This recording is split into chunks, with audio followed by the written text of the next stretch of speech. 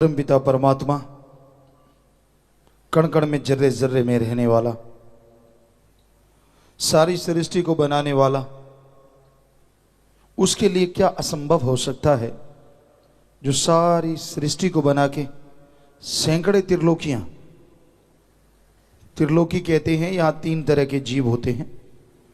एक जो दिखते हैं, एक दिखते नहीं, और एक देवी देवता फरिश्ताओं के शरीर से दिखते हैं अस्थूल काय, नहीं दिखते सूक्ष्म काय, और देवी देवताओं का ऐसे हाथ हो तो परछाई ना पड़े उसे कहते हैं कारण काय।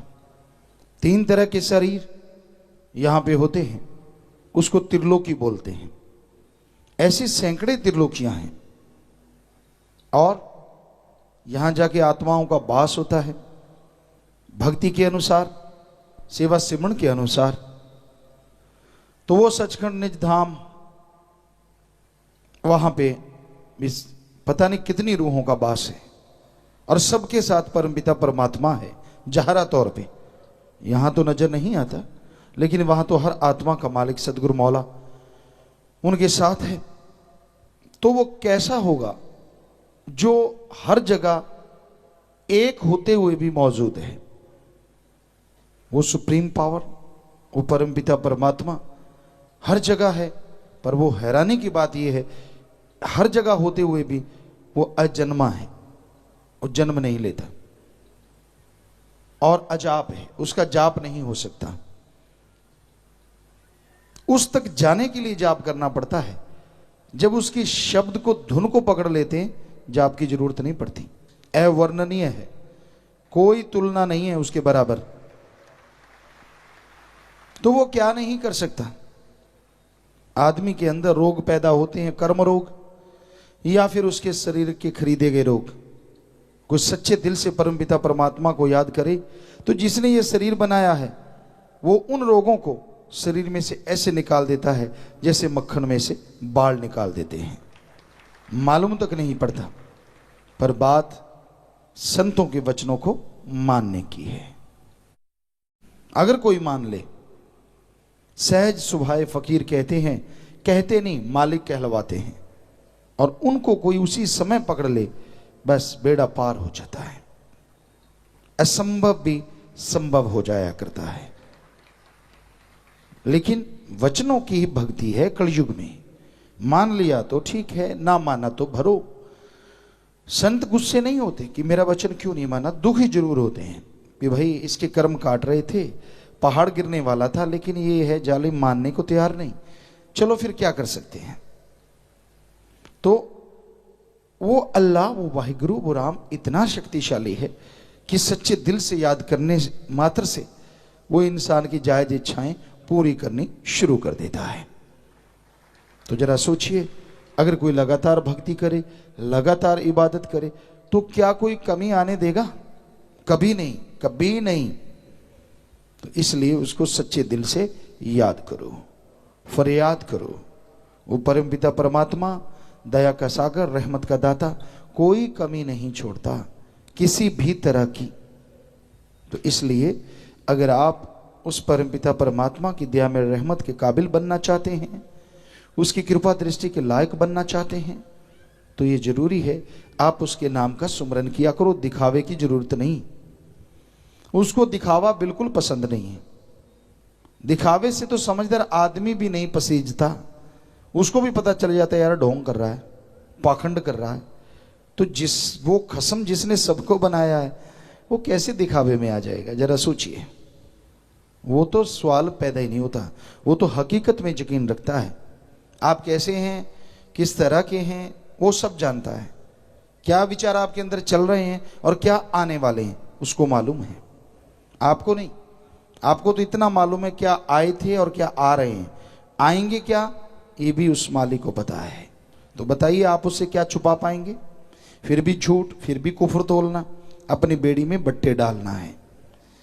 तो इंसान सच्चे दिल से परमपिता परमात्मा को याद करे, उसके नाम का सुमरन करे, तौबा करे अपनी बुराइयों से। यकीन मानिए वो वैश्यों को ऐसा भक्त बना देता है जिसका नाम दोनों जहां में अमर हो जाता है। वो गिरे हुओं को ऐसा उठाता है कि उनका नाम अर्श फर्श दोनों में गूंजने लगता है। इसलिए भाई उस मालिक का नाम जपा करो। जरूरी है नाम जपना। इसी एक बात को हम अरबों बार कह चुके हैं और कहते ही रहेंगे, क्योंकि आप मानेंगे तो भी कहना है ताकि आप मानते रहें, नहीं मानते तो कहना ही कहना है। नाम का सुमरन अति जरूरी है। सेवा करो तन मन धन से, लेकिन सुबह शाम सुमरन के भी पक्के बनो। काम धंधा करते हुए थोड़ा थोड़ा जाप, लेट के बैठ के, अरे हर्ज क्या है। आप गीत गुनगुनाते हैं, किसी की निंदा गुनगुनाते हैं, किसी की बुराइयां गुनगुनाते हैं, घर का कलह कलेश गुनगुनाते हैं, उनको छोड़ के राम नाम गुनगुना के देखो। बाकी गुनगुनाने की जरूरत ही नहीं पड़ेगी, क्योंकि टेंशन गम चिंता सब मिट जाएंगे। तो सुमरन अति जरूरी है। करना ना करना मर्जी आपकी, हम तो होका देने वाले चौकीदार हैं। जो गाइड है, टीचर, लेक्चरर, उसको तनख्वाह मिलती है, वो तनख्वाह की वजह से पढ़ाता है कि भाई मेरे चैप्टर ना रह जाएं। मैंने तो अपने चैप्टर, अपने जितने भी अध्याय हैं वो पूर्ण करवा दिए। आगे बच्चों के हाथ ऊपर है, वो फॉलो करते हैं कि नहीं, उन पे चलते हैं कि नहीं। पर रूहानी संत पीर फकीर तो मालिक की रहमत के काबिल बन चुके होते हैं, उनको उनका मालिक करवाता है, तो वो भी सारे चैप्टर जिंदगी के जीव को समझाते रहते हैं। और यही कहते हैं कि मुख्य चैप्टर अगर आप पास कर लो तो बाकी सारों में आप जरूर अव्वल आओगे। और मुख्य चैप्टर बचनों पे रहो, सेवा सुमरन करो। तीन ही तो बातें हैं, अमल करके देख लो, 12-25 होगा, कमी नहीं रहेगी।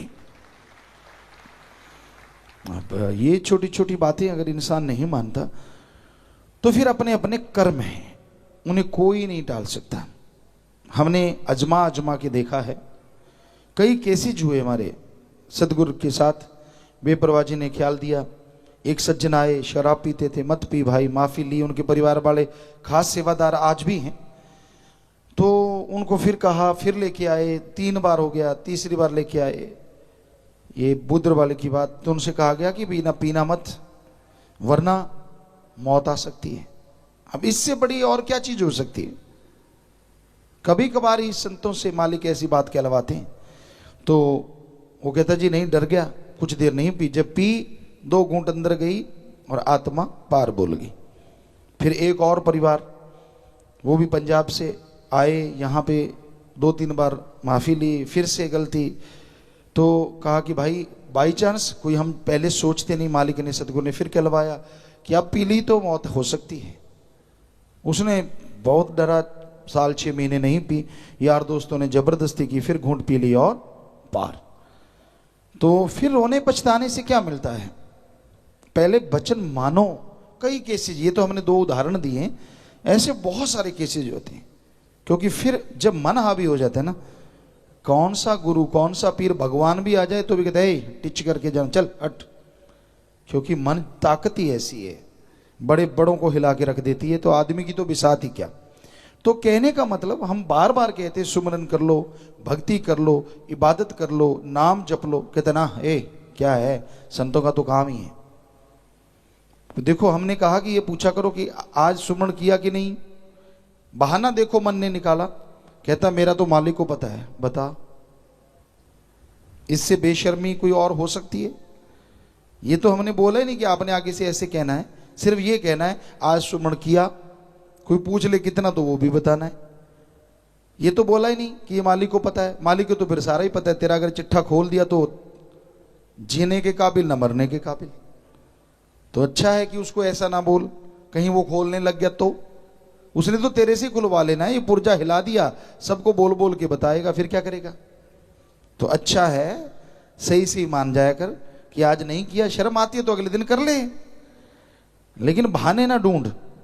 तो ये बड़ी हैरानी है मन की।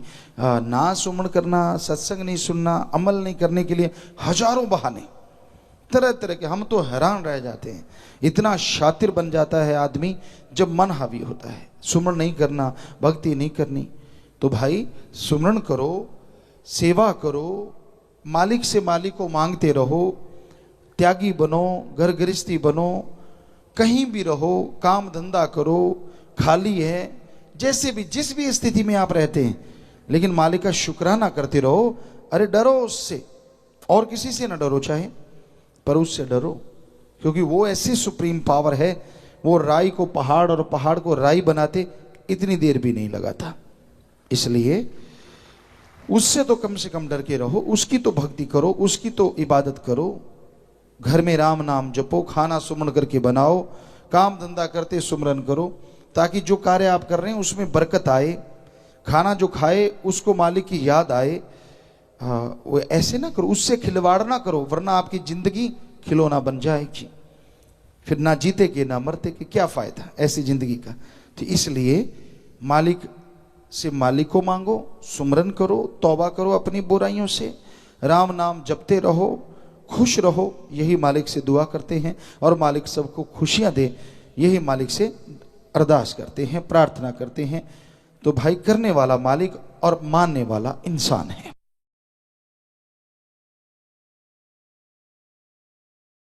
मालिक का नाम सुखों की खान है। जो लोग मालिक के नाम से जुड़ जाया करते हैं, जो सुमरन के पक्के हो जाते हैं, पहाड़ जैसे कर्म कब कंकर में बदल जाते हैं पता तक नहीं चलता।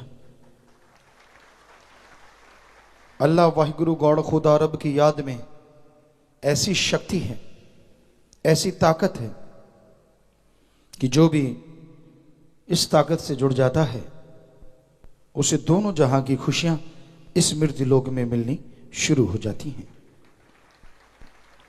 ऐसा परमानंद मिलता है, ऐसी लज्जत मिलती है जिसकी कल्पना नहीं की जा सकती। तो इसलिए अगर आप परमानंद चाहते हैं, मालिक की कृपा दृष्टि के काबिल बनना चाहते हैं, तो मालिक के नाम का सुमरन किया करें। सुमरन में अनोखी शक्ति है। सुमरन इंसान के अंदर की मैल साफ कर देता है। सुमरन इंसान को आत्मबल बख्शता है। सुमरन करने से इंसान अंदर बाहर से शक्तिशाली होता चला जाता है। कोई गम, कोई चिंता, कोई टेंशन उसे सता नहीं सकती। इसलिए सुमरन के पक्के बनो। कईयों ने कहा कि जी परम पिता जी के समय या मस्ताना जी के समय नाम के बारे में नहीं कहा जाता था, क्योंकि उनका मन खुद का खराब था। खुद तो जाप करना नहीं होता था, लोगों को शिक्षा देते थे नहीं, तब तो नहीं कहा जाता था। एक एक शब्द उठा के देखो उसमें लिखा क्या है। बेपरवाह जी के कितने भजन हैं, आप ज्यादातर देखेंगे, हमें लगता है 90% 95% शब्दों में एक ही बात आती है, नाम जपो, नाम जपो, नाम जपो। तो ये क्या वचन नहीं, ये तो लिखित वचन है जिनको कोई टाल भी नहीं सकता।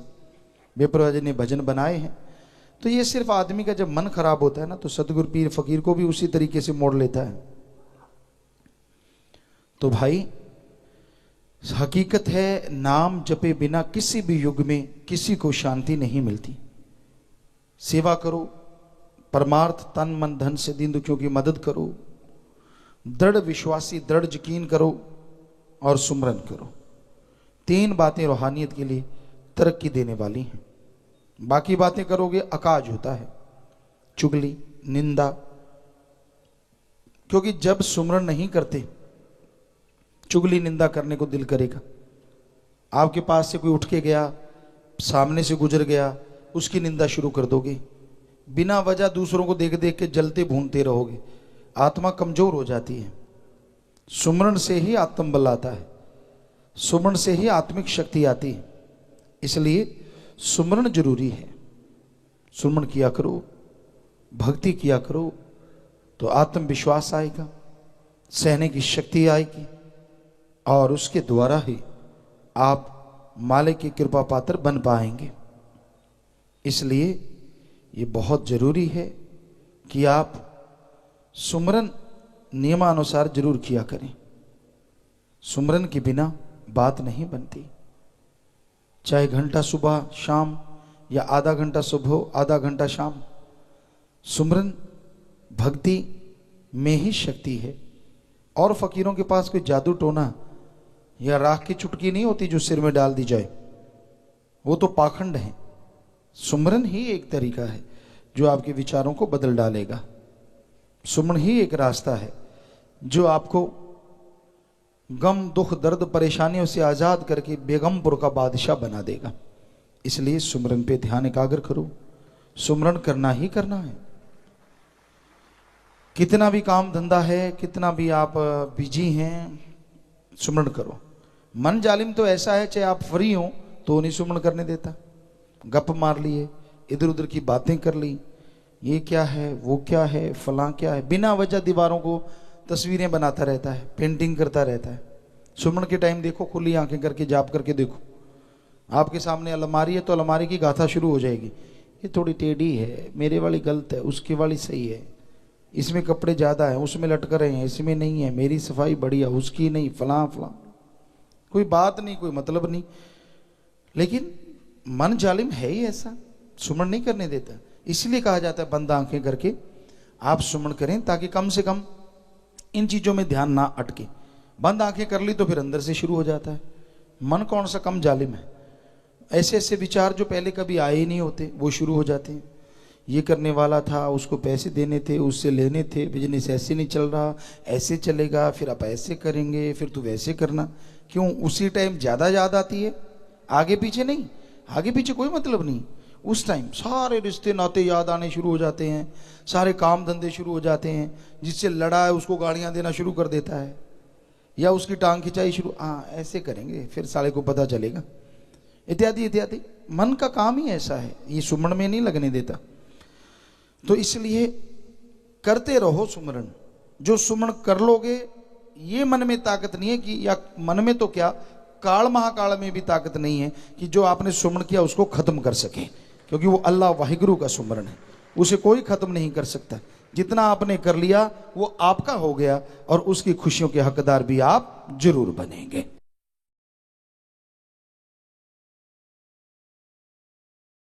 सच्चे दाता रहबर परम पिता परमात्मा, उसके प्यार में, उसकी मोहब्बत में, उसके नाम में जो शक्ति है वो कल्पना से परे है।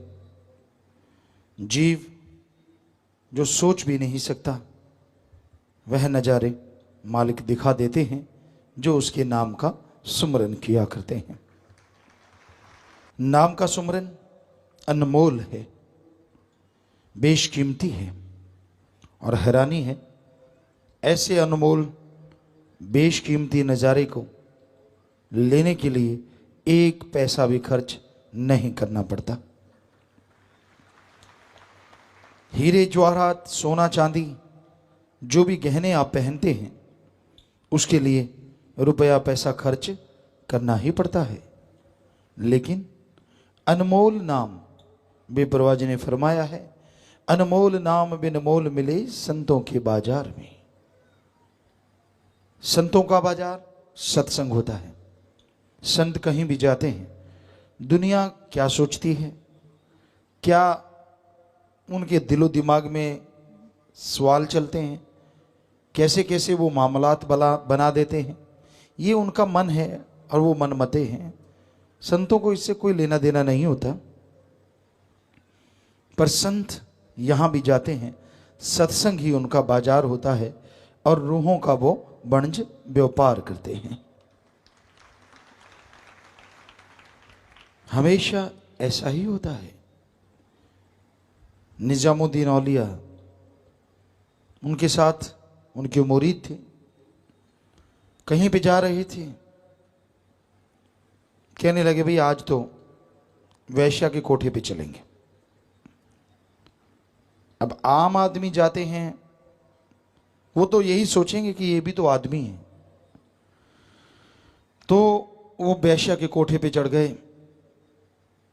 बाकी जितने भी मुरीद थे खिसक गए, कुछ खिसक गए, कुछ बातचीत करने लगे, यार ये भी कोई बात है, क्या कहेंगे लोग, आपका गुरु कहाँ गया, वैश्या के कोठे पे। तो कुछ रुक गए, 20-25% चले गए। तो वहाँ वेश्या के गेट पे खड़े, गेट खटखटाया, वो बाहर आई, कहने लगे भी हमें तो एक अलग कमरा चाहिए। 20-25% और खिसक गए, अलग कमरा चाहिए, ये क्या मतलब? कहने लगे महाराज और कोई सेवा? कहने लगे आप भी वहीं आइए। खिसक गए, कुछ 20-25% और खिसक गए। तो पूरी रात वो वहां रहे। अगली सुबह तक सिर्फ एक ही उनका मुरीद जो बेहद खास था, तो वही बचे, बाकी सब चले गए। और हकीकत में हुआ ये कि उन्होंने वहां पे सत्संग किया। वो वैश्यों की जो हेड थी उसको बुलाया, इसलिए पहले उसको ज्ञान दिया और उसके बाद जितनी भी वहां रहने वाली लड़कियां थी उनको ज्ञान दिया और उसके चंगुल से सारी लड़कियों की मुक्ति करवा दी। पर जिनके मन गंदे होते हैं, जो खुद नरक के कीड़े होते हैं, वो कैसे सोच सकते हैं? वो तो यही सोचेंगे वैश्यावर्ती में लिप्त लोग, जो हम हरामखोरी करते हैं ये भी हरामखोरी करते हैं। तो ये कलयुग है, अब तो बहुत ही भयानक कलयुग। इंसान की जैसी गंदी सोच होती है वैसा दूसरे को वो देखता है। बड़े चालबाज हैं इस संसार में, बड़े ही चालबाज, दिखने में कुछ और, करने में कुछ और। दाता पुल दाता नाल प्यार पा लिया, बेपरवाह जी ने एक भजन लिखा है। और आज कलयुग के इस टाइम में, क्योंकि जब भी उन्होंने लिखा तब भी वो 100% खरा उतर रहा था हर चीज पे, और आज भी उतर रहा है। दाता को भूल गया, जिसने दातें दी उस मालिक को भूल गया, और दाता पैसा, जमीन जायदाद, ये वो, उससे प्यार डाल दिया। भूल गया सब कुछ, भूल गया तन मन धन से परमार्थ करना, और जिस थाली में खाए उसी में छेद करने शुरू कर दिए। ऐसा घोर कलयुग आ गया है। दिखने में कुछ और नजर आते हैं, पर इतने मतलब परस्त हैं लोग, इतने नमक हराम है लोग, सभी नहीं पर कुछ सफेदपोश ऐसे लोग नजर आते हैं हर क्षेत्र में, हर जगह पे। तो ऐसों से जितना दूर रहो, जितना परहेज करो उतना ही अच्छा। आपको कैसा पता चले कि ये अब सही है, कब गलत हो गया? अगर वो अल्लाह वाहिगुरु राम के गुण गाता है, शुरू से गाता आया, आज भी गा रहा है, आपको कोई नाजायज काम करने के लिए नहीं कहता, राम नाम के रास्ते पे चलने के लिए कहता है, सेवा सिमरन सत्संग में दिल उसका लगता है और आपका लगाने के लिए कहता है, तो 100% वो खरा है।